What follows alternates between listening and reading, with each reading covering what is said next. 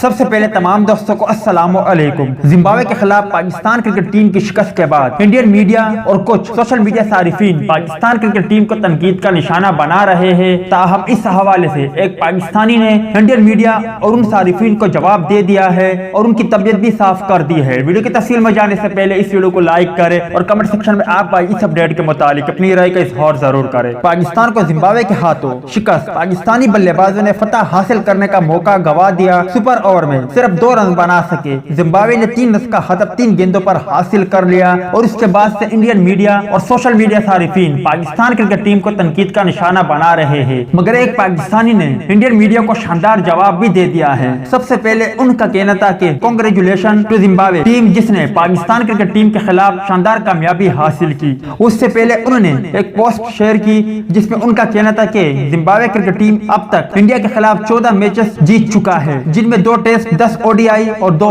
T20 matches شامل ہیں۔ اس سے پہلے زمبابوین کرکٹ ٹیم انڈیا کے خلاف ایک ٹیسٹ میچ جیت چکا ہے اور سیریز 1-1 سے برابر کر چکا ہے۔ 1997 میں زمبابوے کرکٹ ٹیم انڈیا کے خلاف ایک ODI میچ بھی جیت چکا ہے، جس سے زمبابوین کرکٹ ٹیم انڈیا کے خلاف سیریز بھی 1-0 سے اپنے نام کر چکا ہے۔ اب میرا ان سے سوال کہ کیا زمبابوے کرکٹ ٹیم ایک ٹیم نہیں ہے؟ کیا ان ٹیم میں کھلاڑی شامل نہیں ہے؟ اور کیا کرکٹ میں ہار جیت نہیں ہوتی؟ اگر ان کا سوال ہاں ہے تو پھر ٹھیک ہے، پاکستان بھی زمبابوے سے ہار چکا ہے اور ہم مبارکباد پیش کرتے ہیں زمبابوین کرکٹ ٹیم کو۔ اور اگر ان کا جواب نہ ہے تو پھر انڈین کرکٹ ٹیم کس طرح زمبابوے سے ہاری ہے، اس کا جواب آپ کمنٹ سیکشن میں ہمیں ضرور دیں۔ ملتے ہیں کسی نیکسٹ ویڈیو میں، تب تک کے لیے اجازت دیجیے۔ اللہ حافظ۔